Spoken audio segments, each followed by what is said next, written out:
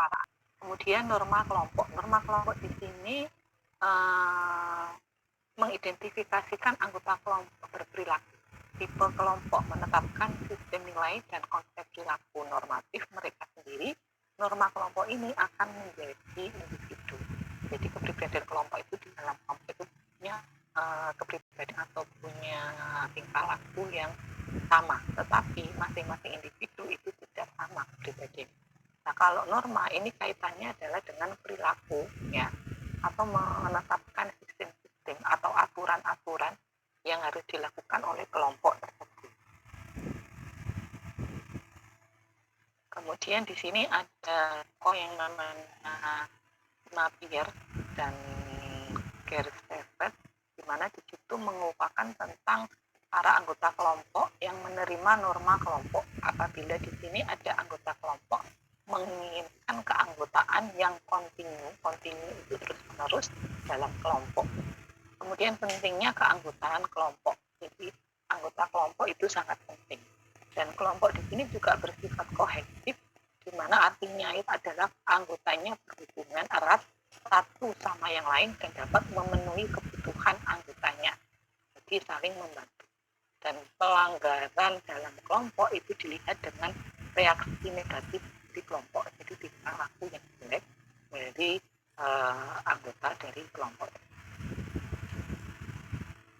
Itu yang menjelaskan dari norma atau aturan dalam kelompok. Yang ketiga adalah kohesivitas dari kelompok, di mana di sini merupakan kekuatan yang saling tarik menarik di antara anggota kelompok. Dan ada faktor yang mempengaruhinya, yaitu dari perilaku formatif dan namanya menjadi anggota kelompok.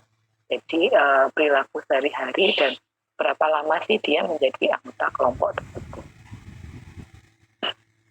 Kemudian yang keempat adalah pemenuhan kebutuhan, di mana individu memiliki tujuan yang paralel dengan tujuan kelompok. Paralel itu saling berkait.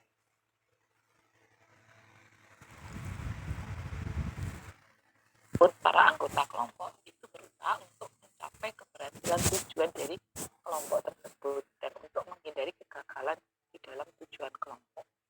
Kemudian penggeseran risiko. Penggeseran risiko ini adalah keputusan yang diambil kelompok akan lebih besar risiko daripada keputusan itu diambil oleh satu kelompok. Hal ini disebabkan adanya penyebaran tanggung jawab yang terjadi di dalam proses pengambilan keputusan kelompok. Jadi masing di antara kelompok tentunya ada hal-hal yang dikomunikasikan di mana materi atau pokok bahasanya itu saling berkaitan, ya, untuk kepentingan dari anggota kelompok.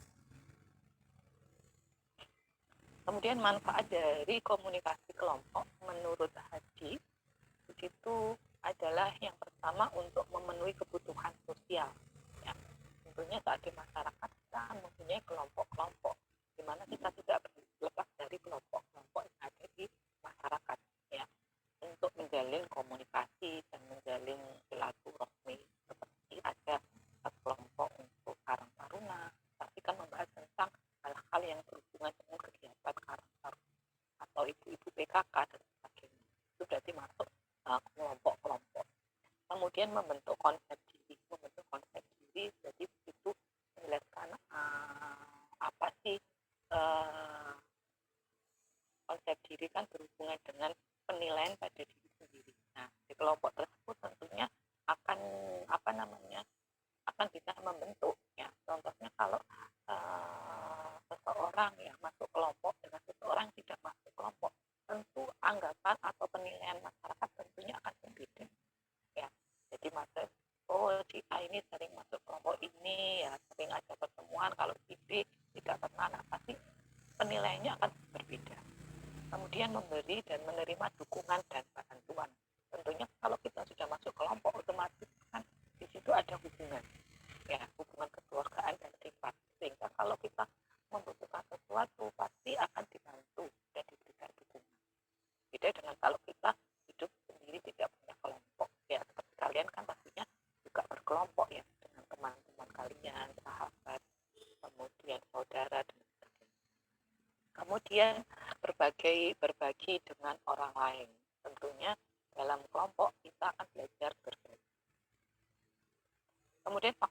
faktor yang mempengaruhi keefektifan dari komunikasi kelompok dibagi menjadi dua, yaitu ada input, proses, dan output.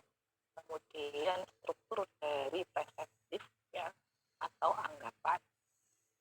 Nah, untuk yang pertama ya, input, proses, output, di mana input ini adalah sesuatu yang mempengaruhi kelompok, sedangkan proses adalah sesuatu tersebut yang terjadi ya di dalam kelompok, dan outputnya adalah sesuatu yang dihasilkan kelompok. Jadi di dalam komunikasi kelompok tentunya inputnya adalah kita membahas tentang hal-hal di mana hal-hal tersebut mempengaruhi anggota kelompoknya. Kemudian hal-hal tersebut akan dikerjakan oleh kelompok dan hasilnya nanti untuk kelompok itu membahas tentang hal-hal tersebut di dalam komunikasi. Kalau dari struktur perseptif, di mana di situ ada 3 teori tentang komunikasi kelompok yang dikenalkan dalam aliran input, proses, dan output juga. Yang pertama adalah teorinya General Organizer Model, di mana di situ menekankan pada bagaimana sih kelompok memiliki energi yang digunakan untuk aktivitas dalam pengambilan keputusan. Sedangkan the functional tradition, di mana di situ kelompok pada kualitas kelompok membahas kesalahan-kesalahan yang dibuat oleh kelompok pada waktu pengambilan keputusan. Kemudian yang ketiga, the interaction tradition, di mana di situ menekankan pada aspek komunikasi yang terjadi di dalam kelompok, bahwa output kelompok sangat ditentukan oleh interaksi yang terjadi dalam kelompok. Jadi 3 teori komunikasi kelompok tersebut ya, di mana menjelaskan tentang suatu perseptif ya atau anggapan ya, di mana di situ ada aktivitas dalam pengambilan keputusan untuk kelompok. Kemudian saat pengambilan itu apakah membahas tentang kesalahan-kesalahan, dan nantinya akan dilakukan interaksi balik antara si anggota kelompok. Kemudian di dalam komunikasi kelompok tentunya juga ada kepemimpinan dari kelompok, di mana ciri-ciri kepemimpinan kelompok harus mengacu pada kepentingan bersama ya. Jadi kepentingan antar anggotanya. Nah, syarat yang harus dipenuhi adalah di sini berorientasi pada tugas ya, yaitu tugasnya memimpin menggunakan waktu secara efektif ya, jadi waktu yang baik-baiknya secara singkat, berorientasi pada orang ya, berarti kepentingannya adalah mencakup orang banyak, kemudian peduli pada perasaan dan masalah anggota kelompok ya. Itu adalah ciri-ciri yang bisa dijadikan sebagai pemimpin dalam kelompok. Nah, untuk gaya kepemimpinan dalam komunikasi kelompok, yaitu di sini ada gaya tunggal, artinya di sini itu berdasarkan pencapaian tugas yang telah ditentukan bagi kelompok, ya, bisa menjalankan tugasnya atau tidak. Kemudian gaya eklektif itu adalah berdasarkan gaya-gaya yang bersifat pada anggota kelompok atau berdasarkan pembagian tugas.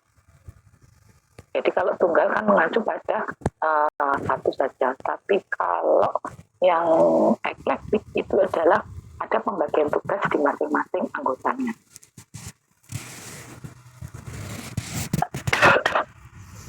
Kemudian ciri-ciri kelompok yang kompak ya, berarti kelompoknya ini bagus kompak, berarti organisasinya baik ya, hubungannya juga baik antar anggota, dan keberhasilannya juga baik. Jadi yang dikomunikasikan, pencapaian tujuan dari komunikasi itu bisa berjalan dengan baik.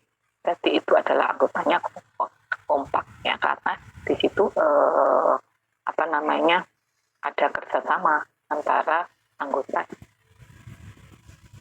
Kemudian dasar pelaksanaan dari sumbang saran yang harus ditaati di dalam komunikasi kelompok di sini adalah tidak boleh melakukan penilaian ide-ide sebelum acara selesai. Kemudian yang kedua, kelompok harus beranggapan sebagai penghasil ide dan tidak merasa khawatir dengan kualitas idenya. Kemudian yang ketiga, anggota kelompok dibiarkan berpikir dengan bebas. Kemudian yang keempat, ide-ide yang ditawarkan anggota kelompok harus dihargai dan dikembangkan. Tahapan penyelesaian masalah pada kelompok yang kompak ya untuk menyelesaikan adalah yang pertama harus melakukan klarifikasi tugas yang harus diselesaikan itu apa saja. Kemudian mengidentifikasi solusi yang akan dilaksanakan itu kira-kira apa saja. Kemudian membuat dan mengimplementasikan rencana tindakan. Kemudian pengorganisasian kegiatan kelompok, di mana di situ untuk mengorganisasi kegiatan kelompok yang harus dilakukan adalah yang pertama melakukan atau merencanakan pengorganisasian kegiatan kelompok. Kemudian mempersiapkan tempatnya, kemudian melaksanakan kegiatan, kemudian terakhir adalah melakukan evaluasi kegiatan. Nah, untuk merencanakan pengorganisasian kegiatan kelompok di sini kegiatannya meliputi yaitu kita melakukan perencanaan masalah. Kira-kira siapa yang menjadi peserta, sasaran kegiatannya, waktu pelaksanaannya, dan tempat kegiatan, kemudian metode yang digunakan, kemudian media yang digunakan, jenis pencairan kelompok yang digunakan, kemudian evaluasi dari kegiatan. Itu berarti pembagian-pembagiannya untuk tindakan-tindakan yang akan dilakukan. Kalau persiapan tempat, di sini kita melakukan persiapan untuk ruangan dan perlengkapannya. Dari alat tulis, alat bantu, materi komunikasinya, persiapan tempat duduknya, pengeras suara, kemudian alat bantu yang lain yang sesuai dengan kebutuhan. Kemudian melaksanakan kegiatan, di sini ada bagian-bagian kegiatan kelompoknya, yaitu siapa yang mengatur pembukaan, di mana di situ menentukan jalan presentasi dan diskusi kelompok. Kemudian bagian utama kegiatan yaitu mencakup memberikan materi kira-kira yang menyampaikan siapa. Kemudian penutup ya, di mana di situ bagian terpenting dari keseluruhan kegiatan. Nah, mengakhiri kegiatan di sini dapat dilakukan dengan cara mengatakan waktu sudah telah habis, kemudian membuat rangkuman dari materi yang akan disampaikan, menunjukkan pertemuan selanjutnya kira-kira kapan, ya, atau kita berdiri, kita rap tangan, menyampaikan catatan singkat dan memberikan tugas dan yang lain-lainnya. Itu kegiatan itu. Kemudian yang selanjutnya adalah mengevaluasi kegiatan, mana evaluasi kegiatan ini dapat mengetahui dan menganalisis kebutuhan peserta untuk mempersiapkan pembicara yang akan datang, kemudian perbaikan pelaksana kegiatan yang akan datang, kemudian mengetahui dampak kegiatan kelompok dan menentukan keberhasilan kelompok. Kemudian strategi bidan untuk membantu kelompok yang negatif sesuai dengan tipe kelompok. Menurut Smith, di sini adalah menciptakan perasaan yang dimiliki, menciptakan lingkungan yang peka, mendorong partisipan dan kontribusi, kemudian menghargai pendapat yang berbeda, dan menciptakan perasaan yang komitmen. Itu strategi bidan untuk membantu kelompok.